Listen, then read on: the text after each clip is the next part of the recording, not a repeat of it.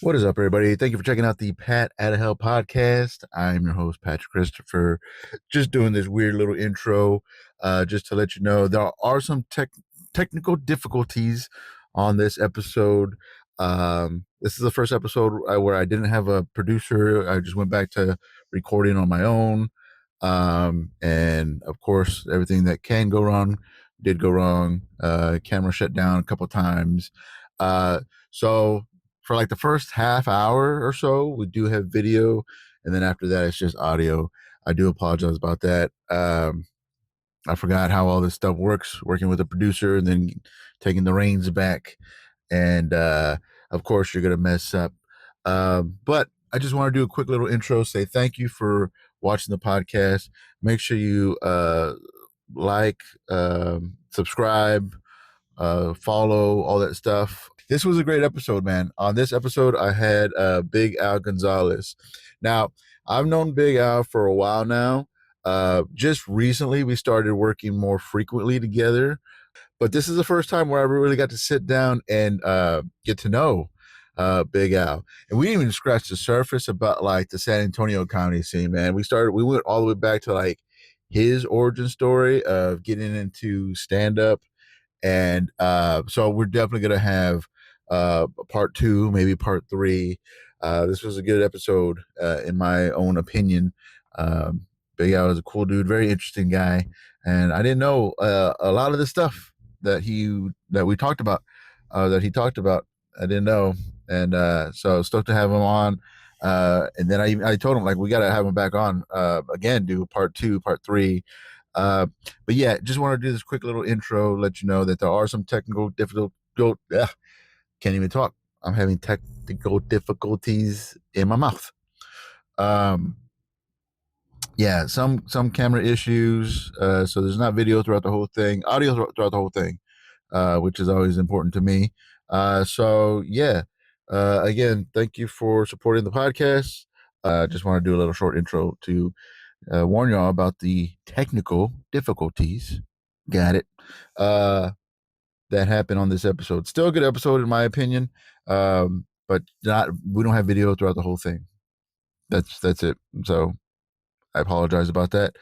Hot Damn, I got Hot Damn at the Laugh Out Loud Comedy Club coming up February 11th, 7:30. Tickets are at improvtx.com. Come out. It's a fire lineup. It's always a fire lineup, but this one is the fieriest one I've had so far, I think. Get tickets, Improv TX, Hot Damn, at the Laugh Out Loud Comedy Club, at your homie Pat on all the social medias. Subscribe to my YouTube, subscribe to the Spotify, and let's get into this episode.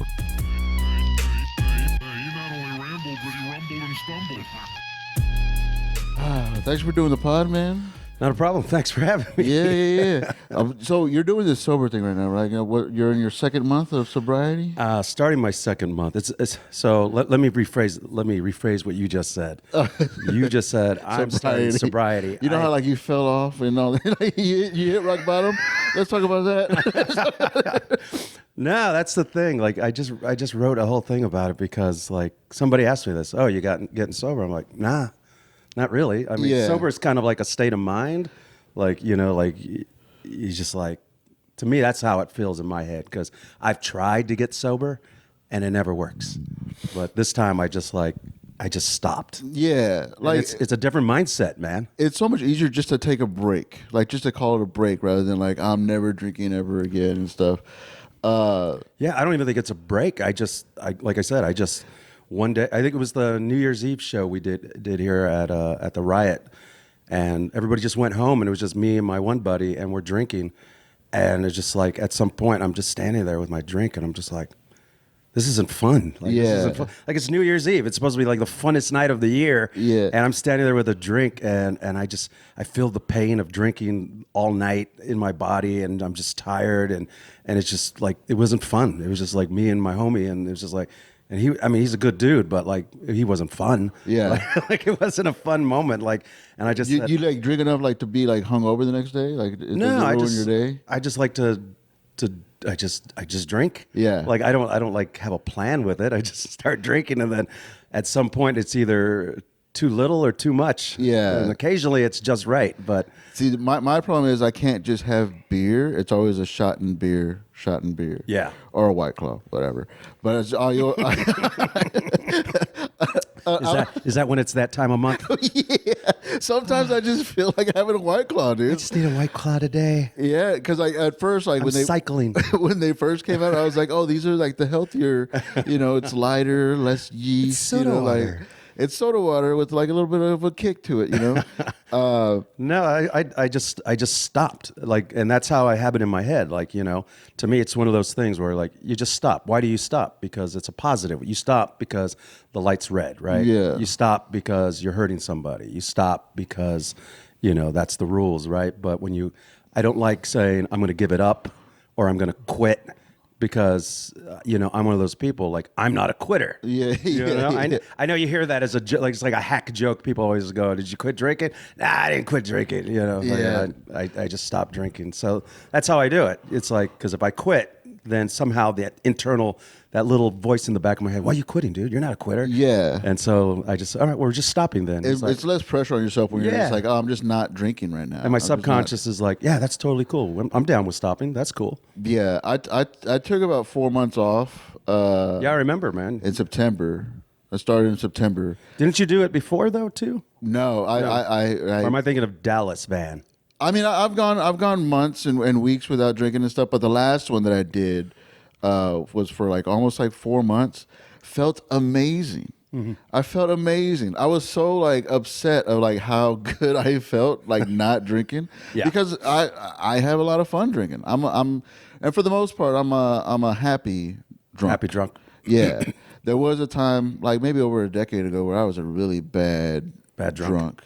And I still did it. And like every time I would get like angry or depressed and all that stuff. Now when I drink, it was mostly like a happy, good times type of thing. But the hangovers were so bad. Yeah, as you get older, you don't recover the same. You don't recover. Yeah.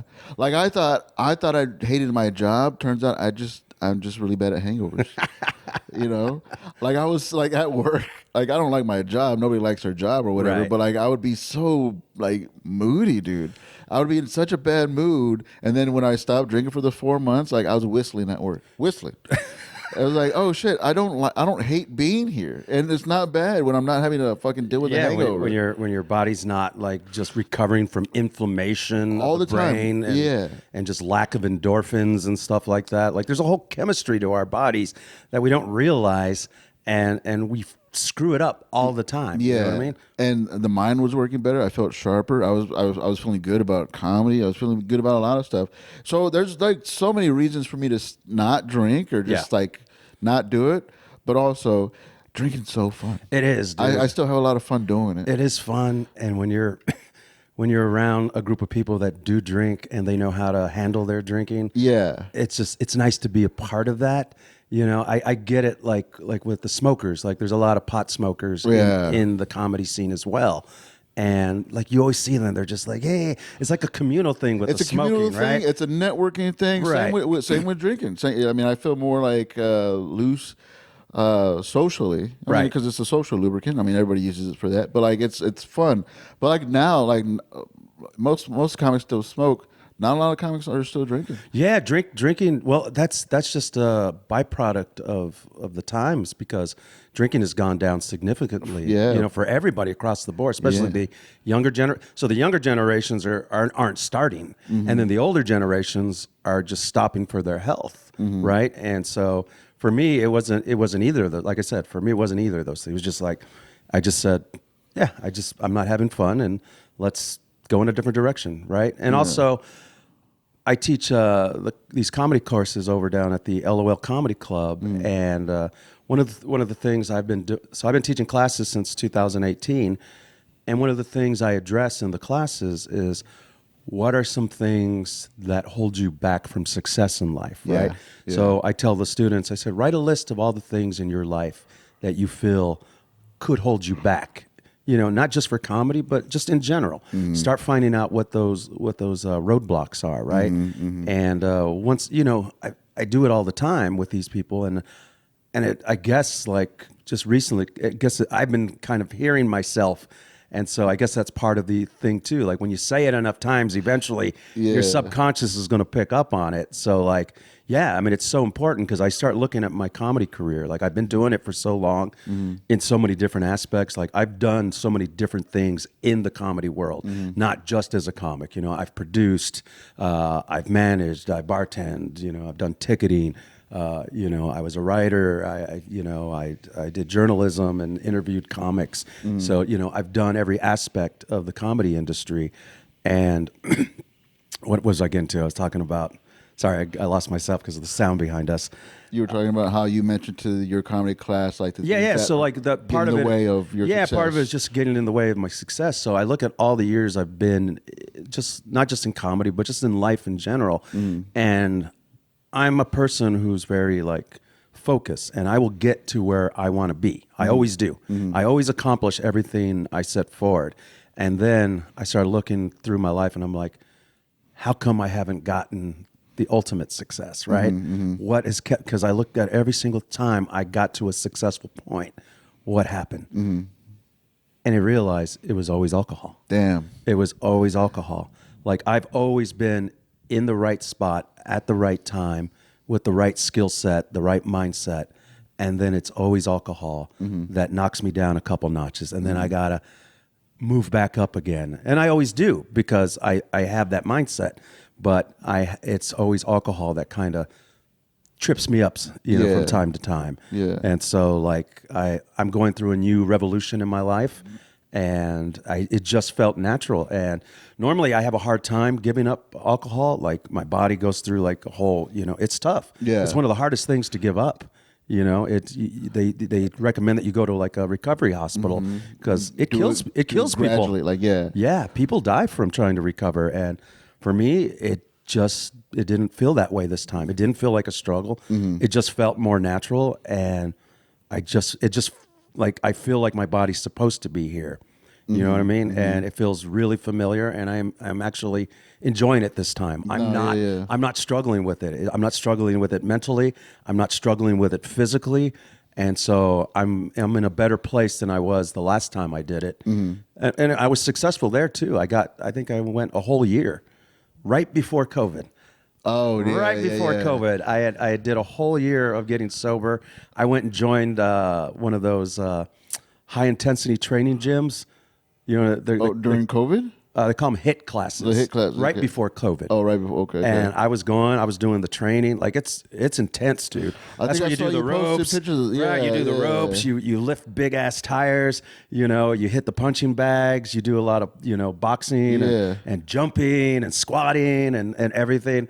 And I was doing good, dude. I lost a lot of weight. I trimmed down. I was getting muscle again. How long were you doing that before? For about, I'd say 6 months. 6 months. 6 months, right before COVID. And I saw the changes. Like I look at some of those pictures. I'm like, damn, I look good, dude. Like I look younger. I look healthier. And I wasn't drinking. And then COVID hit. And I was like, well, what am I going to do? Yeah. I was like, well, I mean, I can't drink and drive because there's nowhere to drive to. So I was like, screw it. Let's drink. And I've been drinking ever since.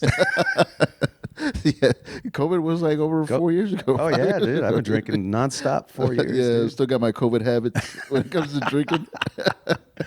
How long when did you start comedy? And you started in San Diego, right? No, I started in San Francisco. San Francisco. So my journey's kind of been interesting. So I've always been an entertainer. I was one of those people that I used to sit in my room and I used to record myself. I used to listen to Dr. Demento when I was a young kid. Okay. I don't know if you know who Dr. Demento is. Yeah. Yeah, he was kind of like that college station, and they would play all the comedy songs and the funny songs and sometimes some comedy bits. I used to love listening to that as a kid. And then I liked how people would do characters and stuff. So I would record myself and I would do characters and things. But I was always shy where I wouldn't get on stage. And then I challenged myself in high school, and I decided to take an acting class.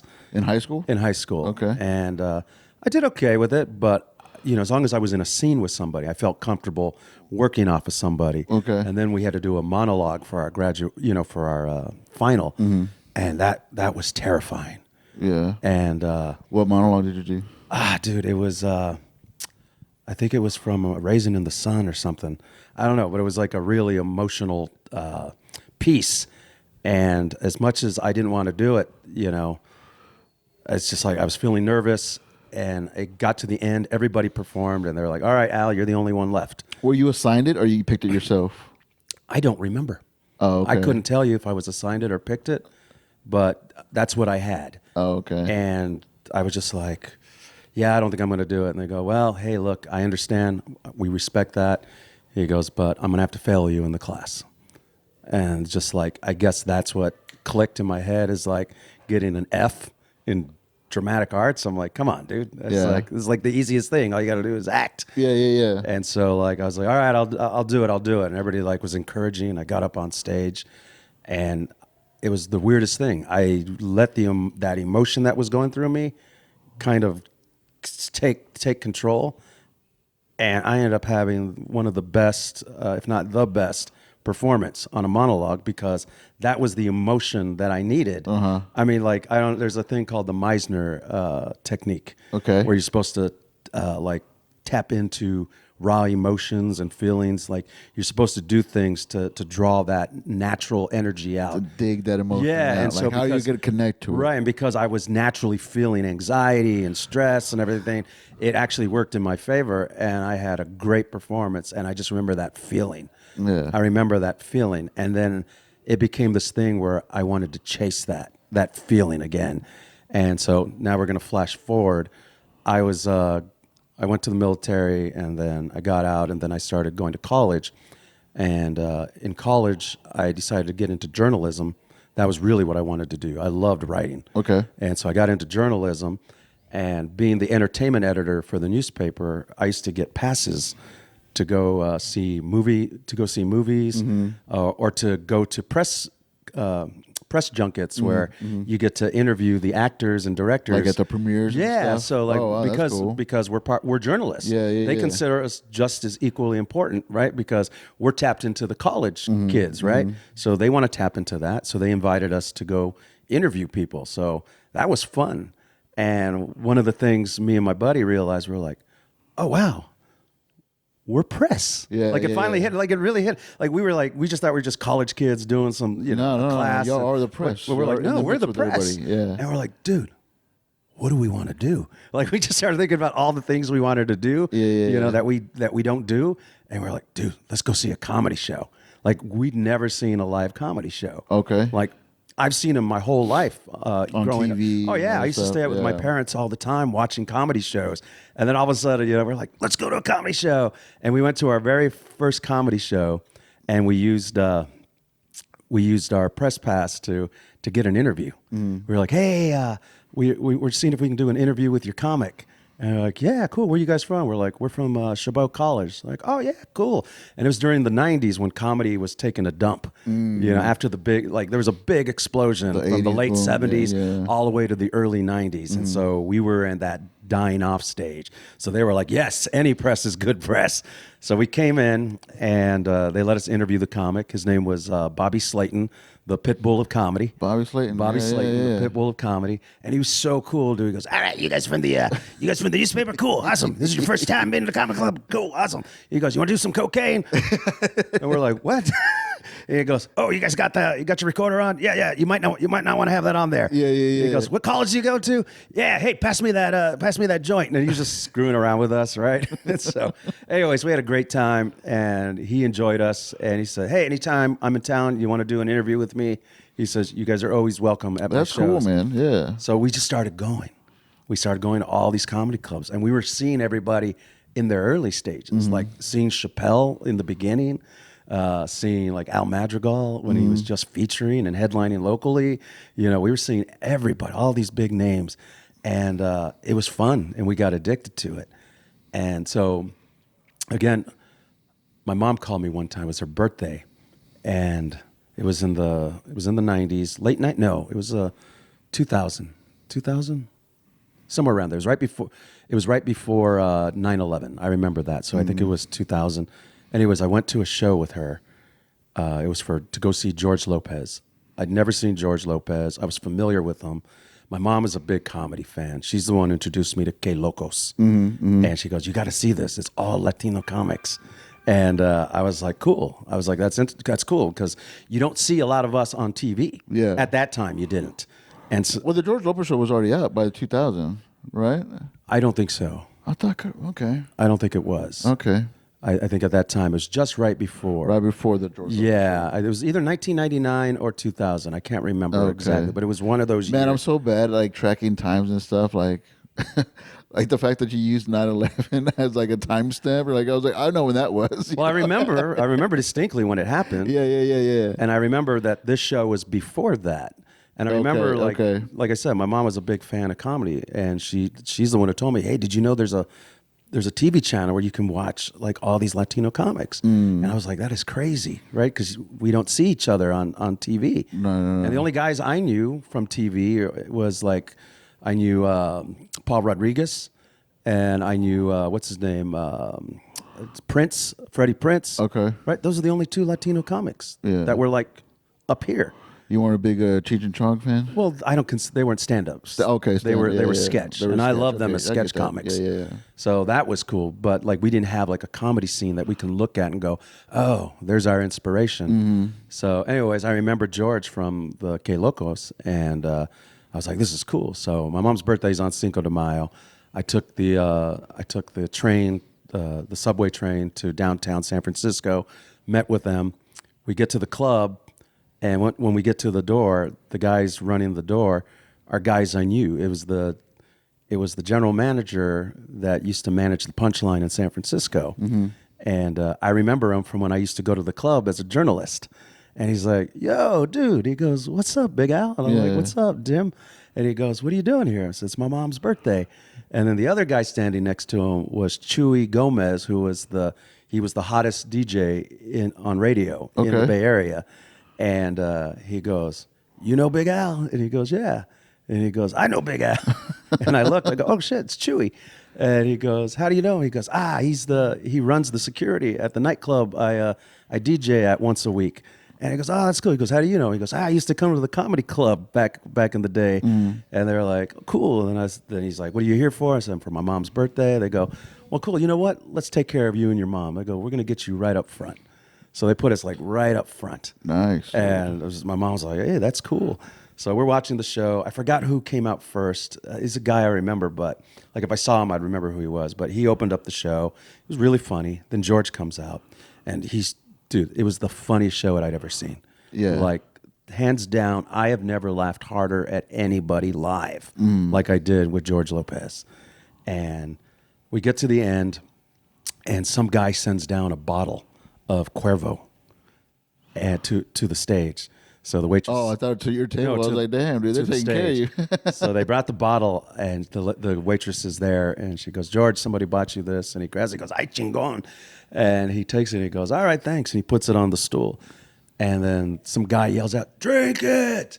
And then he looks up, and he goes, drink it. He goes, I bought it. And he goes, hey, cool, man. He goes, I'll drink it, but not right now. He goes, that's a lot. Yeah. And he goes, well, I bought it for you. And he goes, well, yeah. He goes, I got to finish the show. And he goes, dude, that's messed up. And they're like yelling at each other. I'm like, what's going on? I wanted to watch you get drunk. So anyway, he goes, you know what? I'll do it. He goes, but he says, only if you buy everybody a shot. Like he figured that shut him up, right? And he goes, all right, let's do it. And he goes, what? And he goes, oh, you're crazy, dude. He goes, let's do it. And he goes, all right. He said, you're going to buy him? He goes, yeah, let's do it. So they said, all right, go run his credit card. Make sure he's got enough money. So they do it. And the waitress goes, he's cool. His credit's good.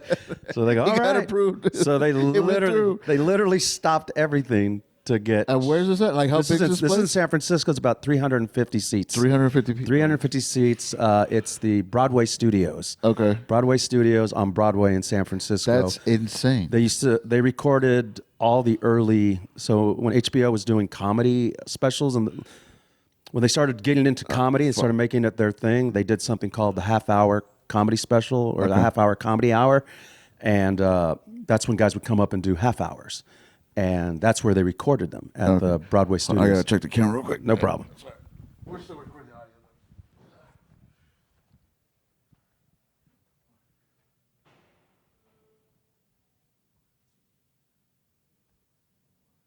Sorry, I'm going on a tangent. No, that's good.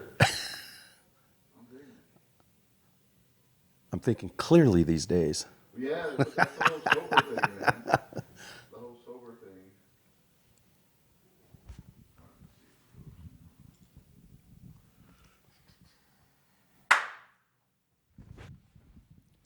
All right, so you're talking about this George Lopez show. So they got the waitresses and the bartenders trying to get 350 shots. That's insane. And so they ran out of tequila in the back, the Cuervo in the back. They're charging them for Cuervo. And so they ran out of Cuervo, so they had to go and grab the bottle off the stage.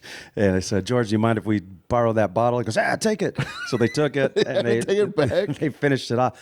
Not only did they run out of Cuervo, but they had to go to a bodega across the street and they had to go get little Dixie cups. Because they didn't have enough shot glasses. Yeah. So 350 people. So they bought a bunch of little Dixie cups. So they're dropping them off at all our tables, and then we get our little Dixie cups of tequila, and so everybody's got it. And my mom was like, "Hey, this is so cool, right? Like it's a group of us, and like this is the best birthday ever, right?" Yeah. So we all got our little Dixie cups, and George's like, "All right, everybody's got their shots," and they're like, "No, we got a couple more." So they're finishing them off. They're getting everybody their shots. And I go, "All right, are we good now?" And they're like, "Yes, everybody's got their shot." He says, "All right." He said, "Let's do this. It's Cinco de Mayo. Everybody's got a shot. This pendejo's happy." And he's like, "All right, let's do it." And he goes, "Wait a second." He said, "This is a very special moment." He goes, "Let me see." He goes, "I need two beautiful women up here. I don't want to do this by myself." He says, "Let me get two beautiful women." And he goes, "You and you." And then he brings these women up on stage, and they're nice looking. He brings them up, and he goes, "How you doing?" Starts talking to them and everything. Then he's just like, "All right, let's get ready. Let's do our shots." And then he goes, "Wait a second." He goes, "I can't do this." He goes, "No offense, ladies, but my wife's going to kill me if I'm up here with the both of you." He says, "Let me get a guy." Like he literally just gets the word guy out of his mouth. And I instinctually knew what he was going to say. And without even hesitating, I just literally jumped out of my seat onto stage. Oh shit! And it wasn't a short stage either. It was like about that high. And I jumped from where I'm at now to about this high, just in one swoop. And I had short hair, but I had, it was a little long on top. And then I was wearing a long trench coat because it was, it's windy in the city. So I was wearing my long coat. So I jumped up. And so like my coat kind of flares out. My hair's kind of curled. And he looks at me and he goes, "Ay chingon, it's Mexican Superman. Hey, what's up, bro?" He says, "Relax." And I'm just like, "Hey, you asked for a guy." And he goes, "All right, cool." He goes, "What's your name?" I said, "Big Al." And he goes, "What's up, Big Al?" He goes, "What you doing here?" And I said, "I'm here with my mom." He says, "Cool, where's your mom? Is that your mom?" I'm like, "Yeah." And he goes, "Cool." He says, "Well, hello, Mom." And he goes, I said, "It's her birthday." And he goes, "Oh, no kidding." He goes, "On Cinco de Mayo?" Yeah. And so that is so cool. "What's your mom's name?" I said, "Mary Jane." He goes, "Ay, marijuana." And then he started joking about that, and he's just, playing around.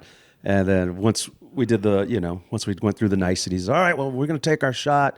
And he says, "You know what? Not only are we going to take a shot for Cinco de Mayo, but we're also going to for your mom and her birthday."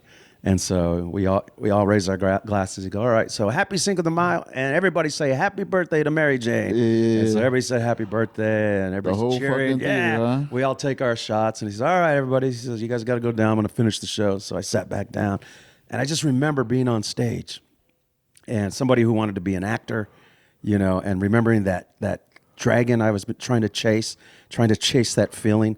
I felt that feeling again. Oh wow, dude. And so I know it was a long journey to answer your question. Yeah. But I felt that again. Yeah. I felt that again. I never wanted to be a stand-up. That was not something I was like aspiring to do. I just wanted to act. I was doing theater. I was still doing that. I was like auditioning for stuff, commercials and things. But when I was up there and I was looking at 350 people just excited and happy and cheering, and I just saw them looking at me and enjoying that moment, I was like, I want this. Yeah. And so, like, I didn't know how I was going to get there. Yeah, go ahead. You can. The camera fucking. God damn it. We're still recording. I'll fucking. No worries, dude. Yeah. Get it all together. For comics, I know how to pick up off a tangent.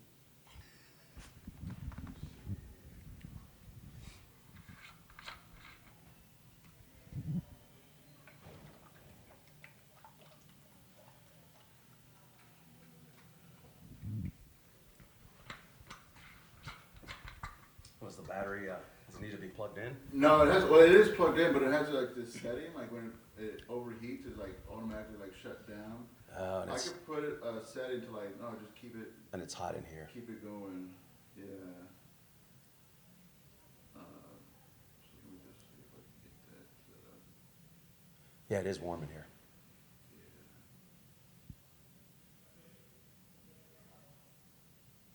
I know because of the ovens and shit. Yeah, well, the heat rises, and it's literally right underneath us.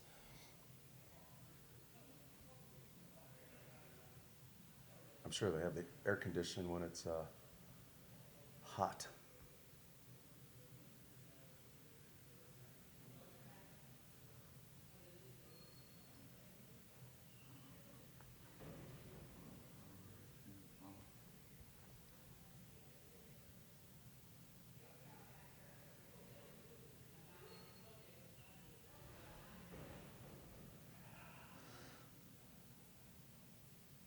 Yeah, I figured you asked me the question. I've never told my origin story.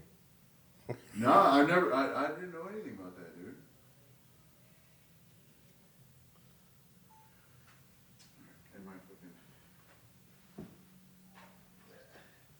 Blow on it. Usually I record like to a laptop and stuff, so it doesn't overheat. But I didn't want to carry all this other stuff. But we're still going. We're still good. So yeah, so I got that fix again, and I was like, this is awesome. I want to do this. And I was like, I knew I wanted to try that. Yeah. And so I didn't do it right away, but I knew in my head I wanted to try it at some point. Mm-hmm. So I went and I was like, I need to do a play again. I just need to be on stage. So they were holding auditions for the Three Musketeers at the other college down the road from where I live at Ohlone College. Tom Hanks went to Ohlone College and Chabot College. Two colleges I went to, and they have his picture up there. And so he's somebody I admired, and he grew up in the Bay Area and stuff. And he was very funny. So like, it's always fun to like have somebody to kind of focus on for your goals. Anyways, I went to the theater to go audition for the Three Musketeers, and I can tell that there was people who were specifically going for certain roles who'd been going to the theater there. And I was like, all right, that guy's got that role for sure. So I was like, no point in auditioning for that. So I was like, let me do something different. I'm going to audition for King Louis. I was like, I don't think anybody here is going for that part. So I was like, I'm going to read for that. So I read and studied it right there, memorized it.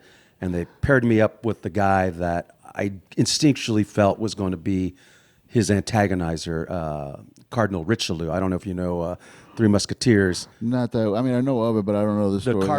The Cardinal is he's the villain. Okay. He's the villain in this. He's the one who gets everything in motion, right? He's trying to power play. He's trying to usurp the the power of the king and everything, and the Musketeers are his protectors. Mm-hmm. So anyways, they put me in a scene against the guy who's obviously going to get that role for the Cardinal.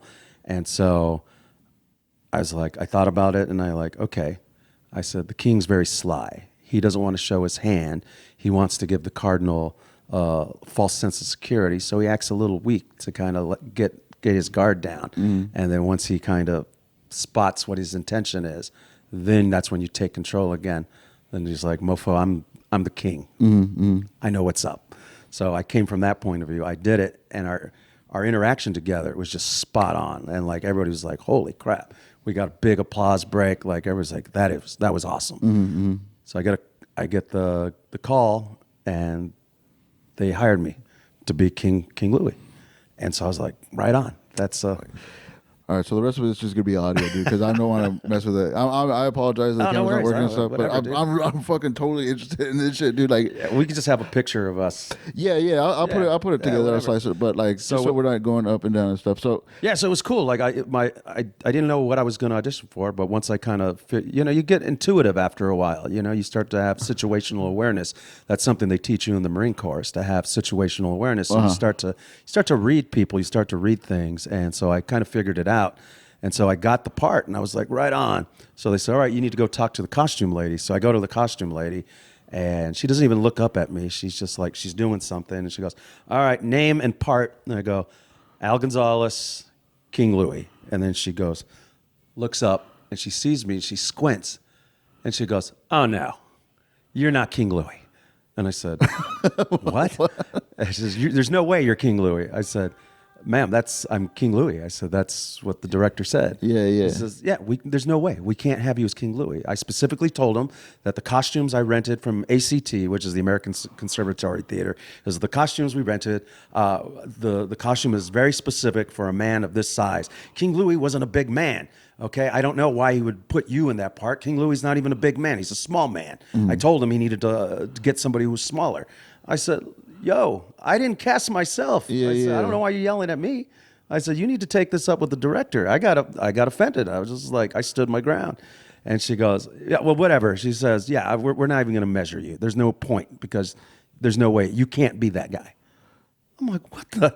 I said, "You're not the director. You're not the director." Designer. She's the costume designer. And she's telling the director how. No, she's telling me. She's not telling the director. It's just me and her. Yeah.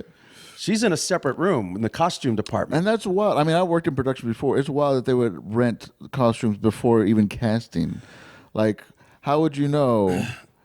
Well, here's the deal. Like, when it comes to theater, especially in college and professional theater, people are fit.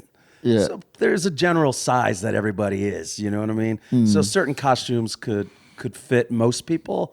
They can adjust here and there. Okay. But you can't adjust like several inches. You know what I mean? Like I'm 6 foot tall. The guy she made the costume for was 5'7". So that's 3 whole inches. And I was a much bigger dude, you know, because I was in good shape, you know? And so she's just like, "Yeah, we can't do it." I'm just like, "Look, that's not me. You need to take it up with him." He said, "Well, whatever. I'm just not going to make. I'm not making a costume. That's all I'm telling you." And I was just like, "Fuck this bitch." Yeah. So I walked out, and I was just like, "That is wild." So I was like, "All right." So I went home, and then I get a call the next week, and it's the director. And I was like, "Hey, what's going on?" He goes, "Hey, man, I just want to let you know your audition, amazing. I'm so happy that we got you for King Louis." He says, "But I've been thinking about everything, and I'm looking at everything from a different point of view." He goes, "I'm thinking I might go in a different direction with King Louis. I'm going to cast so-and-so as that. But we still got a role for you. We're going to make you the captain of the guard." He said, "So you actually have more scenes, and you get to sword fight." And he goes, "So you get to do a lot more, and you have a few more speaking roles." Okay. And I was like, "Cool." And he goes, "What do you think?" And I'm like, "I don't want it." And he goes, "What?" He goes, "It's a good part, man." And I go, "No, I don't want it." He goes, "What do you mean you don't want it?" I go, "I don't want it." I said, "Because you're not being honest with me." And he goes, "Excuse me?" I said, "Look, dude, I know what's up. I'm not stupid." I said, "You had a conversation with the costume lady, and she told you that she wasn't going to make a costume and that you needed to cast somebody who would fit in there. Okay. And the guy you just said you're going to replace me with, that guy is that size." I said, "So don't BS me, dog." I said, That is wild, man. I just told him straight up. I said, "Don't BS me." And then he paused like for a few seconds because he realized I caught him. And he paused and he goes, "All right, man. Yeah, that's what happened." He goes, "I'm sorry. I didn't want to lie to you." He says, "But I didn't want you to feel bad about it." And I mean, you can see where he was coming from. I totally understand where he's coming from. But also, you know what I mean? I had to stand up for myself as an actor. And so I just told him, I said, "Yeah, I can't do it." I said, "I cannot work for somebody who's willing to compromise his vision like that." I said, "I get it if it's a producer or if it's your co-director or something, or something happened." I said, "But the costume designer, really? The lady who makes costumes has more authority than you, the director?" I was like, "She gonna tell you what your vision is?" I was like, "Yeah, dude. If you're willing to compromise your vision over measurement, basically." I said, "I don't want to work for you." No. I said, "Because you're too compromised." And I said, "Good luck with it." Was he like a new director? Like, was this like his first production type of thing? No, he'd been doing it there for a while. He'd been teaching with the college for some time. And I had done a production there before with the previous director. I did Romeo and Juliet, and that was fun. I was understudy to Romeo, and then I played some side character who had like a couple appearances, like 2 lines. But I got to tour the Romeo and Juliet scenes to all the high schools, so I was still doing it. But anyways, I had performed there before in the past, so I hadn't worked with this director, but I had decided that in my life, I'm not going to compromise. Yeah. I'm like, sure, it would have been fun to do sword fighting and stuff. That takes a lot of balls, man. Like, not a lot of people would be like that. Like if it was me, if I would be like, yeah, I'll just take whatever. Yeah, I wasn't going to do it, and I didn't. And he just said, all right, well, I wish you luck too. And I'm like, because at the same time, like in my mind, in that situation, I would think like, oh, if I tell them no, I'll never work again. I'll never do a production. That never even crossed my mind. Yeah, I knew I was good. Yeah, they wouldn't have cast me as that. Yeah, you know what I mean. He wouldn't have made that call to me. He wouldn't have groveled to get me into another part because he knew I was good. Yeah, and so at that point, I knew I had the upper hand. And also, you would think that you would want to take any kind of role to be in the production and a sword fight. Have you ever fought before? I have done sword fights before, and it is fun. But again, it was just one of those things. The principle of it. It was the principle, and I get it, man. I mean, I respect it, but that's not a move that I would do. I don't have the balls to make that move. Like, oh yeah, just give me whatever. I'll take whatever just to be a part of it. You know. Well, that's what I did, and I went back to managing restaurants. And I was like bummed out, but at the same time, I was just like, whatever. So then again, this is like it's a long journey to get to the end point. Yeah. So I'm managing restaurants. I'm not enjoying it. I didn't want to manage restaurants. I want to perform. Mm-hmm. And I was in a relationship, and it was starting to crumble. And I got into an accident on the Bay Bridge, and it was pretty bad. A car accident? Car accident. Okay. I got rammed by a delivery truck. Oh, damn. And, it screwed up my car. It put me in some pain, and it just kind of took me out for a while. And at that time, the relationship was pretty much done, my relationship. So that was ending. So I was depressed by that. My car was out for like a month. And how old are you at this time? Shoot. Let's see. 27. I think I was 27. Okay. Yeah, 27, 28, somewhere around there. Yeah, 27, 28. And it was just like everything was going bad, and I wasn't feeling good. And then 9/11 happened, like literally like a month later. And that was just, I was going to work at my other job that I worked in San Francisco. I was selling copiers and printers to the .coms at the time when the big .com boom was happening. Mm-hmm. So I was working downtown San Francisco, and I used to drive from my house in Fremont, California to San Francisco, and I have to cross the bridge every day and pay the toll, find parking, go to work. Well, that day, it was a Tuesday. Mondays, for the restaurant industry, since I still worked in the restaurants part-time, me and all the crew, we would go get drunk on Mondays. That was our Saturday night. So we had drank a lot the night before, and I was hungover. So when I woke up, I woke up late. I was hungover. I was tired. I was rushing to work. So normally, I turn on the radio and I get myself ready, take my time. This time I was just rushing. Got in the car, started driving. I'm like, crap! I got to deal with all the Bay Area traffic. I get to Oakland. Because Oakland's right before San Francisco. You go through Oakland, then you cross the bridge. So I get to Oakland, and all of a sudden I kind of like come out of my my rush, and I'm looking. I'm like, oh shit, I'm in Oakland, and I'm like, wait a second, I'm in Oakland. Like that was way too quick. Yeah. I was like, it occurred to me that I got to Oakland really quick, and I'm looking around, and I'm like, what's going on? There's nobody on the street. I'm like, this is weird, and I'm like, I got to figure out what's going on. And I'm looking at people as they're driving. There's not a lot of people on the road, but I'm looking at the cars, and I'm looking at people, and it's weird. Like people are crying. Like you can see people emotionally messed up in their cars. Like people are like going through emotions. I'm like, what is going on here, right? Like 9/11 was such an impactful moment. Like it really messed people up. People are listening on their radios to this, and they're freaking out. I have no idea what's going on. I'm just taking visual cues. So I turn on the radio, and I usually listen to Howard Stern at those times. And I'm listening to him talking about the about what just happened. The plane hit. Right, the plane hit. He's like, oh, there's a plane that hit the Twin Towers, and I'm like, it's Howard Stern. He's got to be putting me on, right? Yeah. He's BSing, right? He's a comedy show. And it was before the second plane hit. I think the second plane already hit. The second plane already hit. Yeah. So because we're 3 hours different in the Bay Area from New York. Yeah. So it's a 3 hour difference. So I'm like, it's Howard Stern. So I'm like, I'm going to NPR. They're honest. Yeah. So I turned to NPR, and they're saying the same thing. Same thing. I'm like, holy crap. But they're boring, so I go back to Howard Stern. So I'm listening to Howard Stern. I said, Howard, you're telling it like it is. Like he was being like very honest and truthful. So I get to the bridge. There's hardly any. There's like maybe 2 other cars.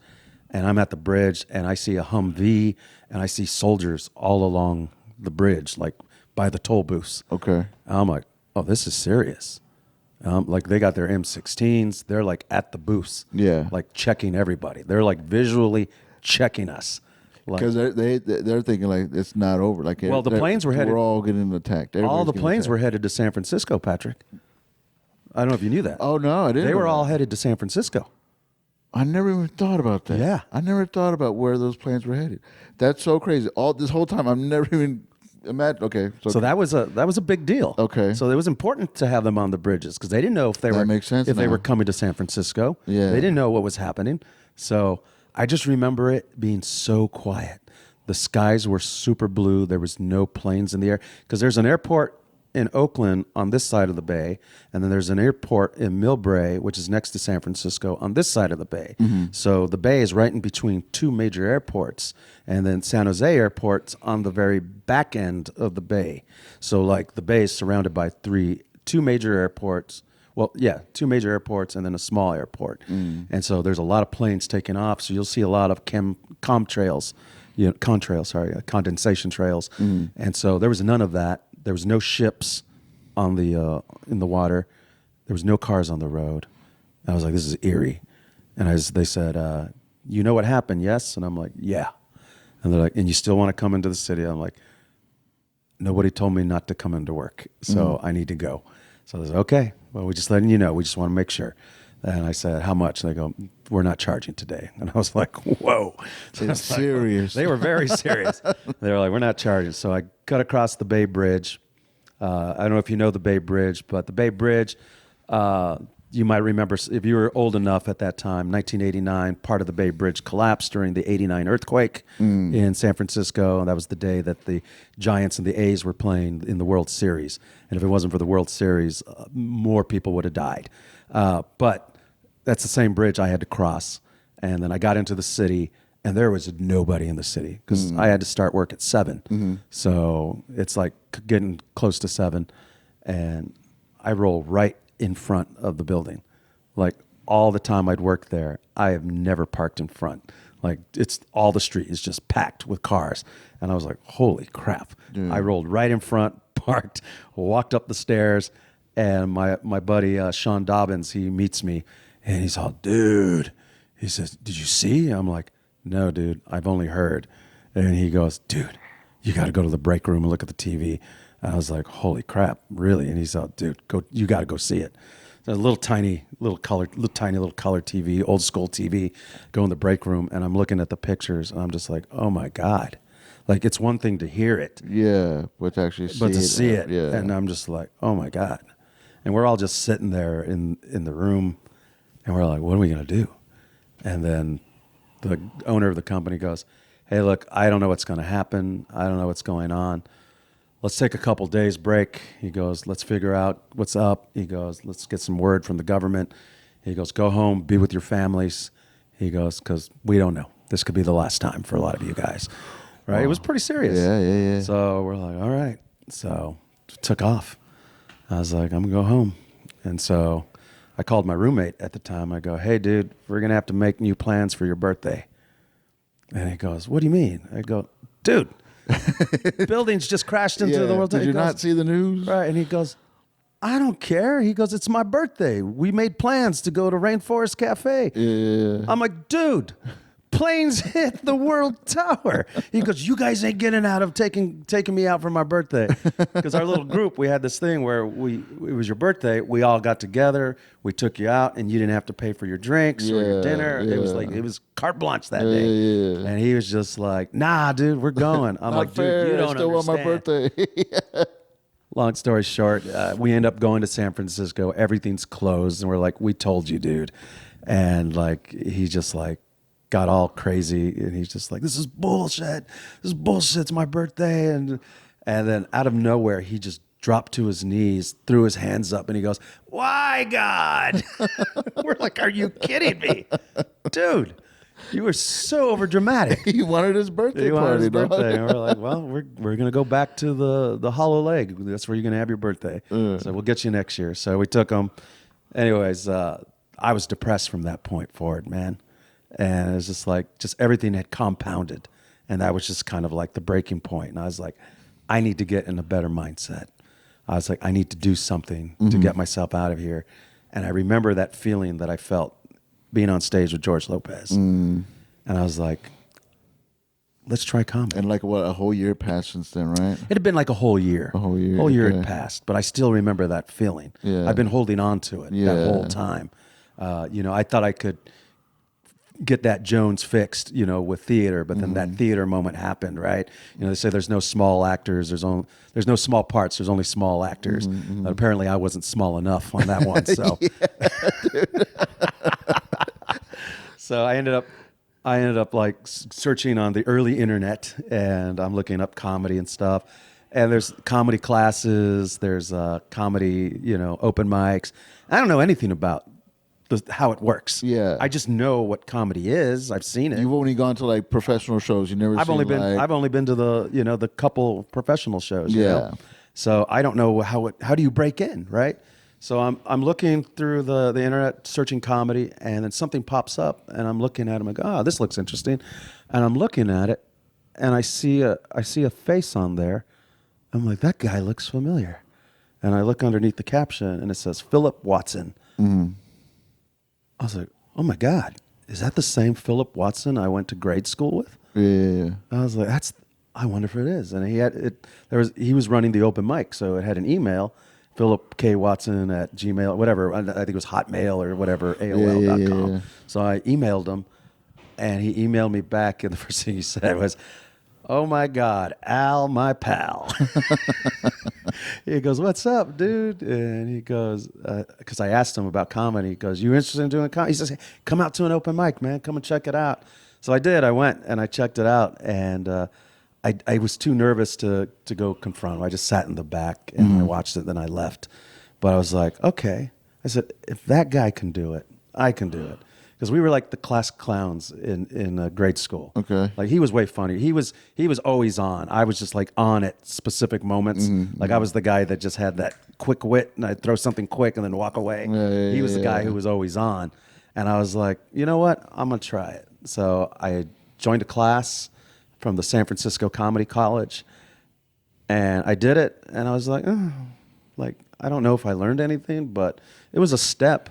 But our graduation was on Cinco de Mayo. Oh, really? Our graduation for our comedy class was on Cinco de Mayo. And my friends and a couple strippers came out to see me. What, a couple strippers? Where the couple strippers come from? All right, so What? there's a lot that transpired from 9/11 till the spring of 2002. Yeah, so there's a couple few strippers. a few moves that happened between Okay. then. So I had quit the restaurant job, and I had started working in the adult entertainment industry. I would do private parties with strippers. So I was. What do you mean you would do private parties? Like security or bartending or dancing? So you hire dancers to come to your party, right? And so people think, you just get a stripper that comes, and they just put on hit a juke like a radio or a tape player, and then they just start dancing. Yeah. That does exist. I worked for a company that took it to the next level. The guy I worked for, is a company called California Hard Bodies. It was started by rock and roll roadie. Bob Manthe was his name. He owned a company called California Hard Bodies. He used to be a roadie for Chris Isaac and a couple other local Bay Area bands. Okay. So one of the things he noticed was after shows, the guys would always ask for extracurricular stuff, you know, a little bit of this, a little bit of that, and some girls sometimes. So what he realized was he was always making a phone call to get girls over. And he started seeing the money these guys were throwing out, and it clicked. He goes, oh my God, why doesn't somebody consolidate this into a business? So he did. He created California Hard Bodies, and he started going to the colleges, recruiting girls. And he created a legit business with credit cards and a website and a process, you know, and there was rules and he created a whole thing where, like, yes, there's one girl, but there's two guys with every girl, and it's a real show. We create a fake stage that the girls dance on, and we have games and gadgets and toys and fun stuff, and we have set prices and tokens and things. It's like a Vegas experience. And what was your role in this? So my role... So there was a number one and a number two. The number one, he's the guy with all the equipment. He's the one who drives to the gig, picks everybody up. He's in control of the whole party. What he does is he DJs the party. He sets the tone. He turns on the music. He makes the announcements. He's basically the MC of the whole shindig. Okay. He's, all right, guys, it's time to get our dancer Samantha up here. Everybody put your hands together. Welcome, Samantha. Music's coming out. She's out. Fucking throwing off her costume and dancing, swinging around in a bikini, and he's setting the tone. It's not just she comes out naked and that's it. No, it's a whole thing. Like it's a whole production, right? Yeah. So while he's doing it, my job as the number two is while he's in the car. My job, I'm a scout. I go to the door. I meet the people. I find out what's up. I'm scouting out everything, all the information, finding out what kind of place are we at, who are we dealing with, how is the lead for the party, like who's in charge, who's got the money, what do they look like? Does it look like a bunch of rich people? Do they look like easy marks? Okay. Like that's my job. Where can we do this? What's the safest spot? What are the exit accesses? You know, I need to know all that. Are there guns on the table? Are there drugs? You know, I need to know who's the biggest guy in the room, who's the smallest guy in the room. You know, I need to find out every piece of information. Being somebody who was in the Marine Corps, right, and somebody studied investigative journalism, this was like right up my alley, man. So that was fun, right? So I'd go in there, and my job was to create the relationship. I'm a sales guy. That's what my job is. I'm sales, and I'm the scout, to scout for danger and also for location. So I'm like, I got multiple jobs. So I go in there, I sweet talk the guy, explain everything to him. I go, okay, well, we need our deposit. We already got your deposit. We need you to sign it. So we bring a little chit. He signs. I said, cool, awesome. Also, you got to pay the remainder. And he goes, cool. Do you want to do it on credit or do you want to do it in cash? He says, oh, I got cash. All the guys pitched in. So perfect, awesome, that's great. So what I'm going to do is I'm going to give you tokens for that. And he goes, tokens? He goes, can't we just use cash? I said, totally. You can totally use cash. You can totally use credit. But this is a party, guy. I said, and we're here to have fun, right? I said, the problem with cash and credit is you start thinking about the money. I said, we don't want you to be in that mindset. We want you to relax, have fun. So what I'm going to do is I'm going to give you party tokens, and each of these tokens have a value. It's a $20 value. You're going to use that to buy all the dances and everything. And I said, and just put you in a relaxed mood, like Vegas, like you're in Vegas, right? They don't have you walk around with money. They trade it out for tokens. Do they still put tokens on the G-string and all that stuff? No, they hand it to me. Oh, they hand it to you? Yeah, so that's the thing. So he goes, oh, that sounds cool. I said, yeah. So then I start walking the room and everything, and I start explaining to as many guys as I can. I try to get as much money up front and hand over tokens in exchange. So that's my job, try to get as much up front. So then once I get everything settled, then we bring the girl in, put her in a room where she can change and hang out, and we tell them this is her private room for the night, right? So we do that. The number one comes in, he sets up, me and him, we're talking, we're figuring everything out. So once give them the ins and out, we give them all the rules, we tell them what the tokens are for and everything, and they're happy. They're like, yeah. And then the guys are like, hey, can I get some more tokens? See, now they're thinking about this. This is the key to a fun time. So now they're taking the tokens. Now we got the money. Now we're not people have a hard time giving away their money. But if they're giving their money for some other valued item, then they're okay with that. So the trade is mentally they can accept that. So then we start the party. The girl comes out and she dances, right? And the first person she takes care of is whoever the special person is. Usually it's a birthday bachelor, boy or the it's the bachelor bachelor party, or the yeah. birthday boy or somebody who just got a promotion or whatever. So he does, basically he's the guinea pig. He demonstrates everything that she does. And it's it's just dancing. It's dancing naked. It's dancing with lotion. It's dancing with whipped cream. And it's all these dumb little games. Anyways, they do that, and then it's fun. And then my job is to walk with her. She does not dance for you unless I get the money. So you're like just standing I'm the there buffer. Yeah, I'm literally standing with while her. she's grinding on So giving you also, tokens. Right, so I'm one eye on her, making sure that they're not getting too handsy or too aggressive. But I'm also selling the next dance to the next guy. They're like, hey man, so how can I get that? And I'm like, oh, that's cool. I said, that's cool. I said, hey man, we want to do this thing for your homeboy. We want to get him a special dance. We want to get him a whipped cream ride. And I'm like, oh, what's that? They go, get me $60 more and I'll show you. And oh yeah, oh cool. I said, talk to him because he wanted to do something. I know he had 20 he wanted to put on. So I'm remembering what everybody's doing, right? And all this stuff is like the same skills we use on stage, right? It's just paying attention to the audience, right? Knowing who our audience is. So I'm doing that. I'm just making friends with everybody. The more friendly I am, the more at ease they are with me. So my whole goal is to make them feel like I'm their friend. Like the owner doesn't let us drink, but the guy I worked with, he didn't care. He's like, take the beer. He says it puts them at ease. If you're one of them, then you're a friend, and they trust you more. That you're partying with them. So like I'm walking around with a beer, taking their money. We're doing the dances and everything. So anyway, that's what I did. Okay, that was my job. So that's how you had strippers in your life, right? Okay, yeah. So like, and then that's what I did. That's how they were in my life. And so they came out to see me at the show, and we had it was the one I had a crush on. She was so cute. This is like this girl she was from like, I forgot, Santa Rosa or something like that. Anyway, real cute chick. Anyway, she came out with the guy I worked with and two other people, and another stripper and another dude that worked for our company. And they're like, I think it was like a 2.5 hour show because it was all the classes, not just my class. It was like all the other classes for the stand-up class. Everybody's doing like what? Everybody's doing 5 minutes. For 2 hours. For like 2 hours straight. That's a long. Oh, dude, it was grueling, dude. That's a long. It was the worst. Show. It was the worst. I hated it. That comedy class experience was the worst. Yeah. It was the worst. I thought maybe I just didn't understand, so I took it again, and I hadn't paid yet. I just said, I came to the next class.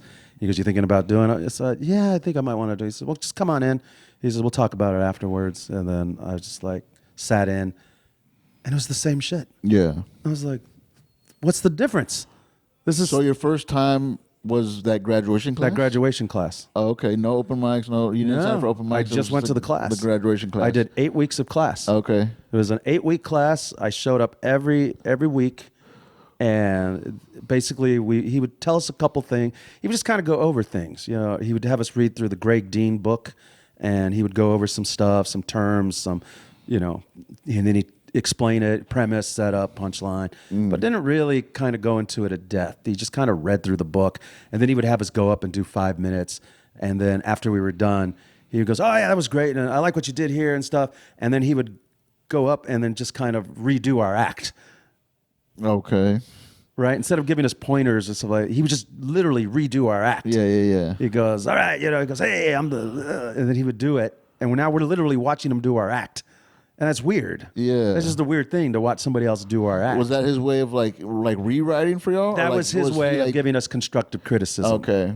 Rather than like break it down, like rather than tell you, let me show you. He would tell us, but he would also show us. Okay. And he did that, and it's just like, oh my God. Like, it's like, I don't, that's you. Yeah. That's not us. Okay, yeah. And I didn't like it. I'm not saying anybody else didn't like it. I didn't like it. So right after that first introduction to the second level, I just walked out and I didn't pay. Yeah. And so I never came back. But at that point I started doing improv comedy. Right? I was like, maybe stand-up's not for me. Right? Just after those classes? Yeah. You didn't go to any open mics after that? No. Yeah. So your first time on stage was Cinco de Mayo 2002? 2002, yeah. Okay. That was my first time. Okay. That was my first introduction to comedy. And then you wanted to go into improv. And I just because improv kind of matches or kind of connects to the theater. stand-up thing and the theater. Right. I was like, maybe I'm not Maybe ready for that. Yeah, improv guy. So I was just like looking around for improv, and I saw an ad for an audition for an improv troupe. So I went, and I went to Oakland, and I went to this theater, and I auditioned, and there was a lot of people there. If you think about the Bay Area, right, and you think about like our modern day liberals and our modern day, the left, that's the kind of people that live out in the Bay Area, right? Hippies and environmentalists and crazy leftists and stuff like that. And that's what I grew up around. Like that was my life. I was my own version of a California, Northern California person. And I went there and I saw a lot of those types there because that's the people that went to the theater. Yeah. And so it was just me. I think I was the only Mexican, and then there was a black guy, and everybody else was white.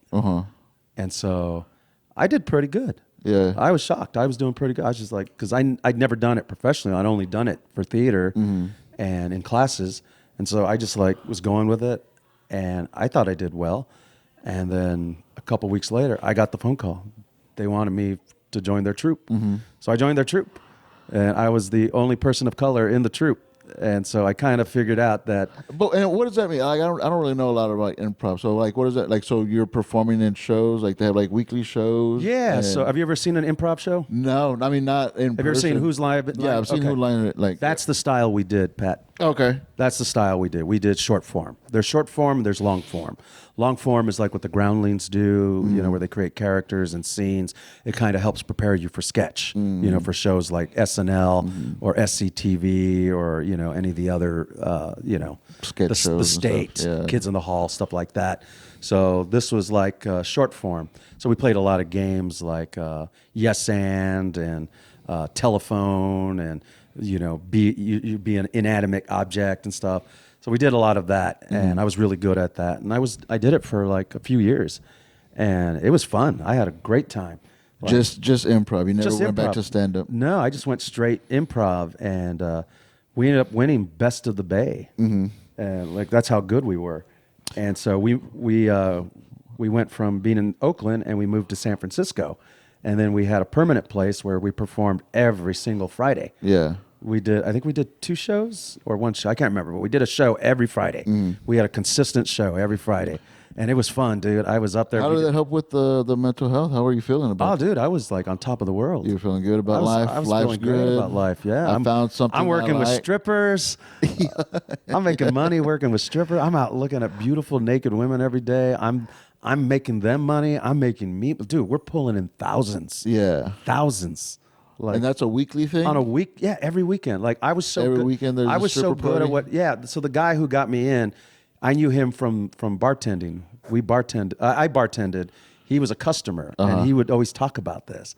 And one day I'm just like, dude, I want in, dude. I want in. And he's like, nah, dude, nah. Like he didn't like me like that. Like, we were cool, but we weren't cool. But I just kept pressing him, and eventually he goes, all right, I'll take you. And so he took me on. It was kind of like a dry run where I just kind of stand and watch.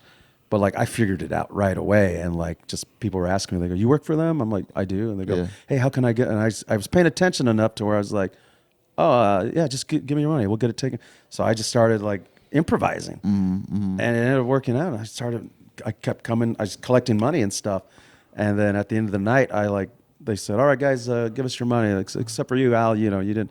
I go, "No, I got money." They go, "What do you mean you got money?" I go, "Oh, I was collecting for dances all night." They go, "You weren't supposed to do that." I go, "I know, but they kept coming up to me, and I didn't want you guys to lose out on money." And he goes, "Oh, well, what'd you make?" And I just like pull out all this money, like a few $100s. And he's just like, "Oh, okay. I mean, you weren't supposed to do that, but yeah, cool." And so like you weren't supposed to get more money. Normally it takes a couple times before they bring you in, but like instantly they were like, "Yeah, we want you." Yeah. And then it became a battle between the owner and the guy I ended up working with. They were like arguing over who was going to take me, and who was I going to be the second to? Okay. And so the other guy, the owner won at first, but then the other guy tricked him and got me, and it ended up managing to take me, which was so much better because the owner was just so stuffy. He was like by the book. Everything was by the book. It was boring. It wasn't fun. And so when I switched over, it was fun. Anyways, back to the thing. Yeah. So like I was on top of the world, dude. My endorphins were back up. I was happy. Yeah. I'm making money. I got my own place. You know, I'm doing improv. You know, we just won an award. You know, and then one day, our director for the improv, she's dating this guy, and it turns out he's a stand-up. His name is Tony Sparks. He runs the main open mic in San Francisco. It's called The Brainwash. Okay. Every Thursday, 7 o'clock or 8 o'clock. I can't remember. But every Thursday, that was the main gateway to comedy in San Francisco. Every comic for 30 years went to this open mic. Yeah. And he was the guy. And she introduced me to him. And he goes, "Oh, I heard you might want to do stand-up." Yeah, I said, "Yeah, I took a class." He goes, "Yeah, you don't need to take a class. Just come to an open mic, man." He goes, "We'll get you in." He says, "Come out to my open mic and we'll check you out, man." And I was like, "Oh, cool, thanks." So I went and I did it.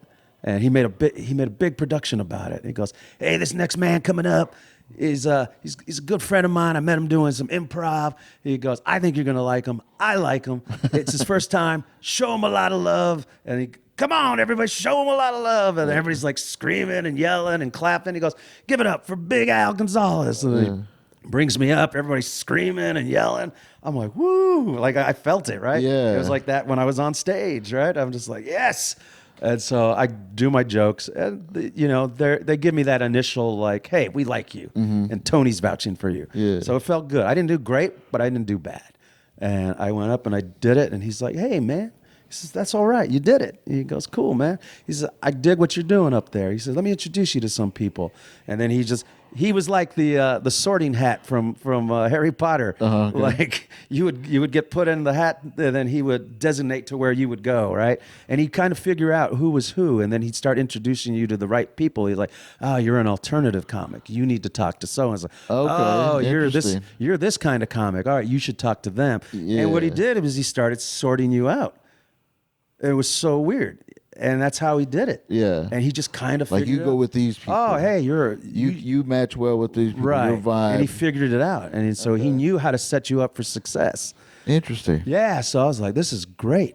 So then I started doing open mics and doing improv, and then at some point we got to a point at the improv where their politics started to come out more and more, and it just started to bum me out because. Yeah. There was a point where one of the girls in the group was like, "Okay, I just want to say we can't play children anymore in our scenes." We're like, "Wait, what?" Says, I don't feel comfortable playing children if we're going to put them in compromising positions." It was like, they're imaginary children. Yeah, they don't they're not exist. real children. They're not real children. It's us It's us, playing. adults playing children. She says, "I know, but I'm very sensitive about this, and I'm going to take a very hard stance on it. And if you cannot respect that, then I have to quit." I was like, "Please, just quit. Just quit." Yeah. And everybody's like, "No, don't quit." And I was like, "Oh my God, really? Okay, if that's how you feel, then we just won't perform as children anymore."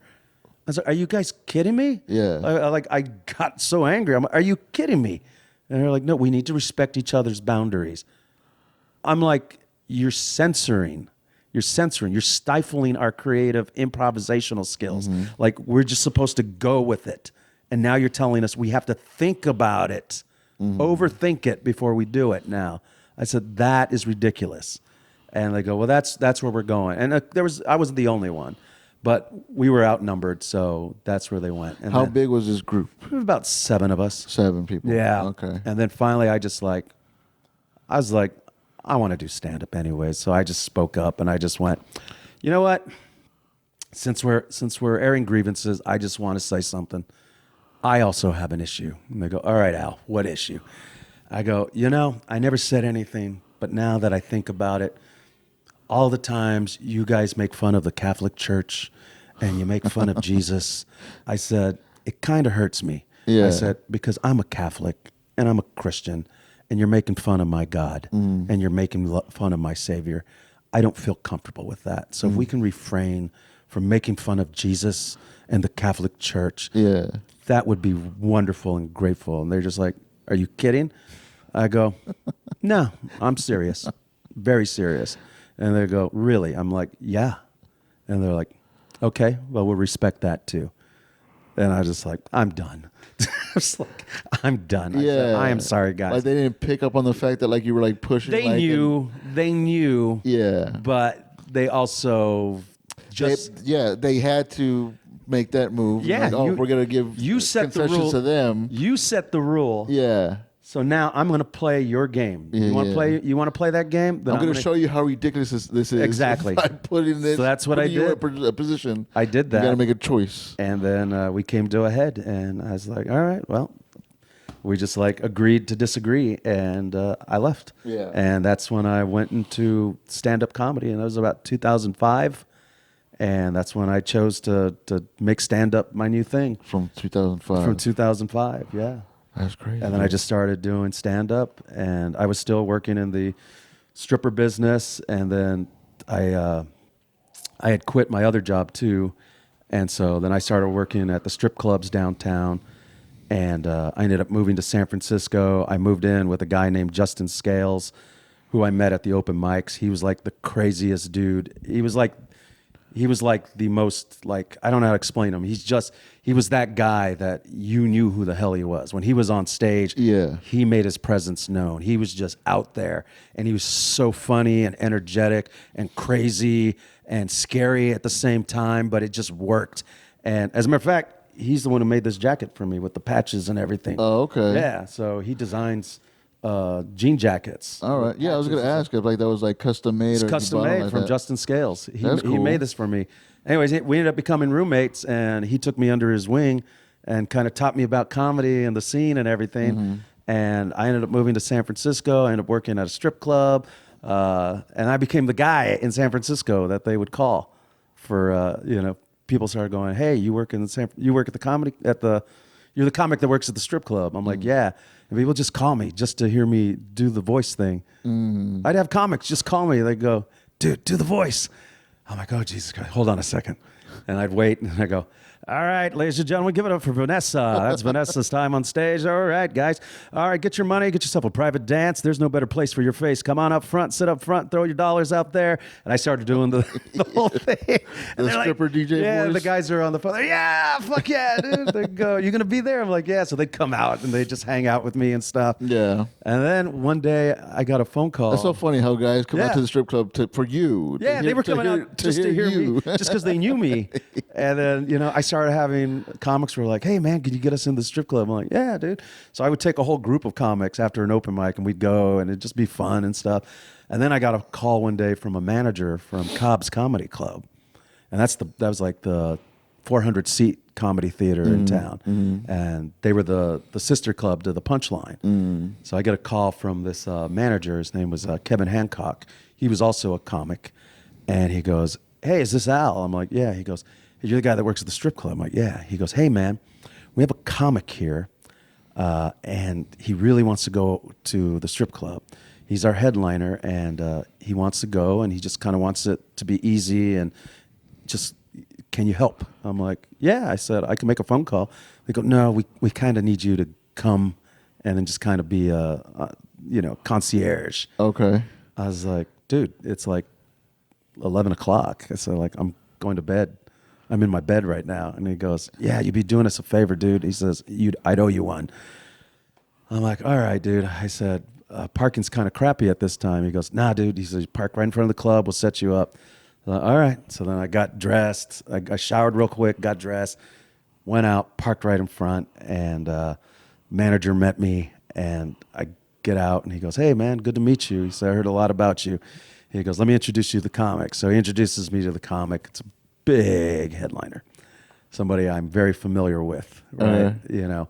I'm like, "Hey, buddy," and he's like, "Hey, how you doing?" And I'm not going to say who they are, but we introduced ourselves. They had their whole entourage and everything, and they're like, "So you can get us in?" I'm like, "Yeah, I can do that." They go, "Cool.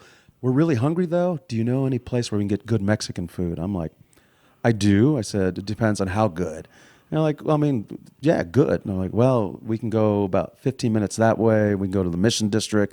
That's where the best Mexican food is." And he goes, "How about something closer by the strip club?" I go, yeah, there's a little place called Zorro's. We can go there. It's not bad. I said, it's not the best, but it's not bad. Yeah. And he goes, yeah, that's fine. Let's do that. So we went over there, and they're like, they go, cool, man, good to meet you. And I'm like, yeah, cool. So we walk inside, and everybody's ordering. He goes, all right, everybody gets something to eat. And then one of his crew turns around and goes, what are you going to order? I'm like, nothing. He goes, no, what are you going to order? I'm like, nothing. I already ate today. I'm done. And he goes, no, you don't get it. You need to order something. If he's buying, everybody's ordering. And I'm like, all right, dude. I said, but I'm not hungry. He says, get something to eat. I'm like, okay. Yeah. Okay. Right? I was like, I'm an adult. I don't need to be forced to. And he goes, and do not take it to go. I'm like, well, I mean, I don't want to eat it. I'm not hungry. If I'm going to take it, I'm going to take it to go. And he's just like, no, you have to eat it with us. I'm like, okay. So I just ordered nachos, I think, or something. So we're all sitting around, we're eating and everything. That's such a weird thing. Like it was a weird flex. They're treating like it's like a drugs. Like no, if you gotta take it in front of us. Yeah, to prove that you're not a cop. Yeah, it was weird. It was like you need to order. And you gotta need to eat it all. Food. I'm like, all right. So we go through their whole rigmarole. I end up throwing most of it out. Yeah. Because we're not allowed to take it with us. So then we just walk around the corner. My buddy's managing, so I was like, hey, this is the crew. Remember I called you, big comic. He goes, oh, yeah, cool, man. And they knew who he was. They're like, hey, it's a pleasure. And they walked him in and everything. And I walk in, and I say hello to the other DJ, because I'm a DJ, and so we're just, like, talking. He goes, hey, what's up, Big Al? And so they're all in, and then the one homie walks over to me and goes, all right, dude, man, let's walk around. I'm like, nah. He goes, what do you mean, nah? I said, I'm going home, dude. He goes, you're not going to hang out with us? I'm like, nah, dude, I work here. Yeah. I said, this is my night off. I don't want to be here on my night off. I got to come in the morning. I said, I got to go to sleep. And he goes, seriously? I'm like, yeah. And he goes, all right. And I'm like, have a good time, guys. And I left. I went home. I was like, I want to hang out at the place I work. So long story short, I regret it. Not hanging out. I regret it because if you knew who this comic was, and I told you, you would. I mean, I'll tell you afterwards. Yeah, but I'm not gonna tell you on the podcast. Yeah. But yeah, I totally regret it because I would have always been that guy. Yeah. That took them to the strip club, and they would have bought me dances and everything. Hung out. And hung out and drank with them and everything. Yeah. And I would have always been that guy to them. Yeah. From the club. And now I ran into him many times later throughout the years, but that connection was no longer there. Like they were cool, like they were like, hang out, man. they were like, hey, what's up, man? Yeah, but it was never like, hey, what's up, right? A couple of the guys were a little bit more, but it was never that. Mm-hmm. And so, yeah, it was always that. And I always regret not doing that. But anyways, that's how I got into the club. Then eventually they called me and asked me if I wanted to work for them. Oh, you didn't even work there yet? No, I didn't They even. just knew of you. They just knew me from the strip clubs. The strip club connection. Yeah, dude. That's it. Oh, okay. So you were that connection. I was that connection. And then eventually. Well, the guy said like he owes you big time. So did he? Yeah, so he called me up because I started becoming friends with the staff, because I would come to the club and watch the showcases. And word started getting around about me. I worked at the club, but I'm also I was a good dude. And so somebody recommended me. They said, hey, man, you should hire this guy. He'd be great for our club. Yeah. So I got a phone call. They go, hey, we have an opening for door guy, and we'd love to have you work. I'm like, yeah, sure. I said, but I have a problem. I said, what time do I have to be there? And he goes, well, we'd have to have you in by 6:30. I said, well, that's the problem. I work at the strip club down the street, and my shift doesn't end till 7. So I wouldn't be able to come until then. I said, that's kind of my money right now. I said, maybe once I get established. He goes, you know what? That's fine. He says, just get here when you can. He says, we'll work with you. And so I would get off of work from the strip club around the corner, and I would walk 10 minutes to the comedy club, to Cobb's. Yeah. And I had to dress in a suit for the strip club. So I was always in a suit. So I would come to work, I'd be all dressed up and everything, and that's how I met my wife. Oh, okay. Because she ran the box office. She was the box office manager, and so I'd see her all the time, and I was always dressed to the nines. Yeah. And she just loved men in suits. Yeah. And so we ended up just hitting it off, and then we ended up going out, and we ended up getting married, and we ended up working together at the club, and then I ended up moving over to the Punchline and working there, and then eventually we moved to L.A., and she worked for Live Nation out there, and I worked around the scene, running shows and stuff at the Comedy Store, and and then long story short, I ended up here in San Antonio. Dog, I know that's we gotta that's why I wrapped it up right There's there. so much I want, like all the stuff that I wanted to hear. Like you just ran through that. We got to do a part 2. I got to figure out what's going on with the camera. No problem. But dude, I've known of you for about you for a long time. We just started working together like more often, more frequently. I didn't know any of this about you, dude. Yeah. It's very interesting. I definitely want to get more into it. I wanted to ask you all about like when you got here from San Antonio, because it's so much has changed since then. Oh yeah. But we're gonna have to do part 2, maybe even a part 3. No problem, man. So when I'll get everything situated for the next time, dude. But I can retell all the stuff that wasn't on camera. Like I know the talking points. then again, well, I mean, right. I don't want to like. It was all good. We're gonna use it. I'm still gonna put it up. But yeah, man, thanks for coming on. No problem. I get it, man. And we'll do a part 2. I kind of felt that's why I kind of did that wrap up at the end. Yeah. But I appreciate you coming on and hanging out, and we'll get you back on next time, dude. Thanks, Patrick. All right, thanks, talk. Thank you.